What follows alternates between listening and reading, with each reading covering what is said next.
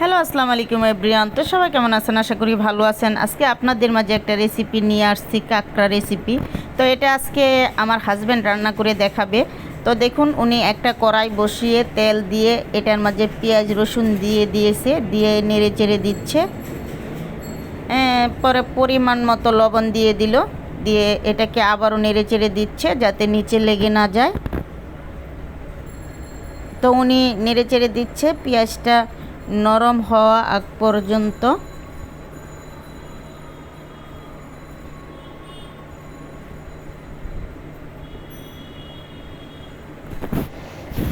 তো দিয়ে দিল কাঁচামরিচ দিয়ে এটাকে আবারও নেড়ে চেড়ে দিচ্ছে। আসলে এটা উনি ঝাল ঝাল রান্না করবে। তো দিয়ে দিল কিছু গোটা মশলা, দিয়ে দিল আদা রসুন পেস্ট, দিয়ে আবারও এটাকে নেড়ে চেড়ে দিচ্ছে যাতে আদা রসুনের যে কাঁচা স্মেলটা থাকে ওটা যেন চলে যায়।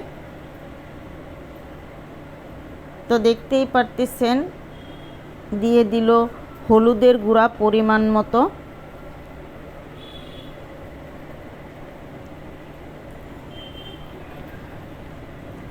দিয়ে দিল মরিচের গুঁড়া পরিমাণ মতো,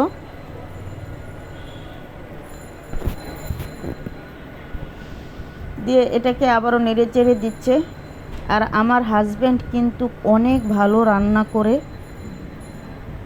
আমিও এত ভালো রান্না করতে পারি না, উনি কিন্তু আমাকে রান্না করানো শিখিয়েছে।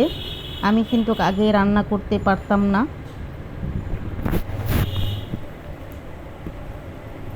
তো দিয়ে দিল পরিমাণ মতো পানি, দিয়ে আবারও নেড়ে চেড়ে দিচ্ছে যাতে নিচে লেগে না যায়।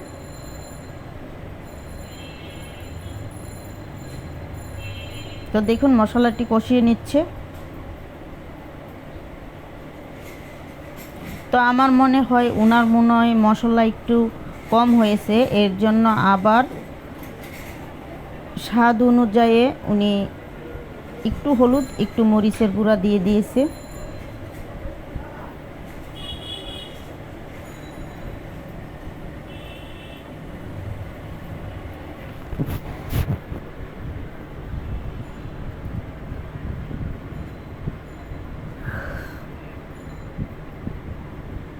আর উনি কিন্তু খুব যত্ন সহকারে রান্না করে, আস্তে ধীরে।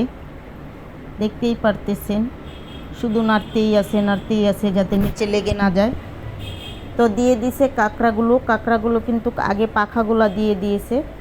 পাখাগুলা দিয়ে হালকা একটু কষিয়ে তারপরে বাকিগুলো দিয়ে দিবে।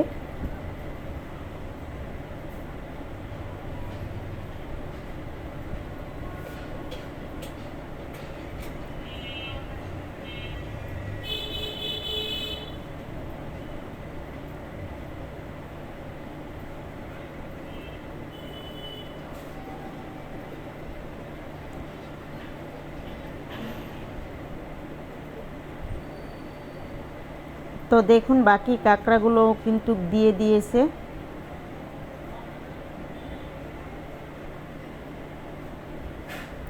দিয়ে এটাকেও নেড়ে চেড়ে দিচ্ছে ভালো করে।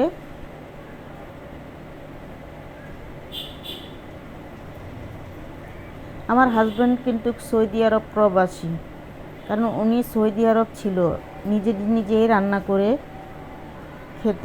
এর জন্য ওনার রান্না করতে খুবই ভালো লাগে। তো দেখুন আস্তা কাঁকড়াটাও কিন্তু দিয়ে দিয়েছে এর ভিতরে, দিয়ে আবারও নেড়ে চেড়ে দিচ্ছে। তো কে কে কাঁকড়া খেতে পছন্দ করেন কমেন্ট করে জানাবেন।